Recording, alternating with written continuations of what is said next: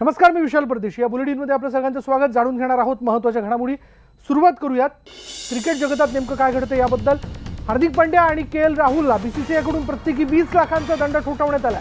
Coffee with करण या शोमध्ये दोघांनी महिलांबाबत संतापजनक आणि अश्लील विधान केलं होतं आणि त्यामुळे दोघांना 20 लाखांचा दंड ठोठावण्यात आला। भारत के वीर या वेबसाईटद्वारे दोघंही 10 शहीदांच्या कुटुंबांना प्रत्येकी 1 लाख रुपये देणार आहेत, तर उर्वरित 10 लाख रुपये अंध क्रिकेट असोसिएशनला देण्यात येतील। हा दंड भरण्यासाठी दोघांना 4 आठवड्यांची मुदत देण्यात आली आहे। अधिक माहिती जाणून घेऊयात आमचे प्रतिनिधी प्रशांत लीला रामदास आपल्या बरोबर आहेत। प्रशांत, काय माहिती याबद्दल? बरोबर आहे। खास करून ज्या पद्धतीनं करण जोहर यांचा शो होता कॉफी विथ करण, या शोच्या दरम्यान हार्दिक पांड्या आणि केएल राहुल हे जे दोन क्रिकेटर आहेत जे विश्वचषक देखील खेळणार आहेत, त्या या दोन्ही लोकांनी महिलांसंदर्भात अपमानजनक आणि संतापजनक असं वक्तव्य दिलं होतं। त्यानंतर त्यांच्यावरती काही दिवसाचा बॅन देखील टाकण्यात आला होता।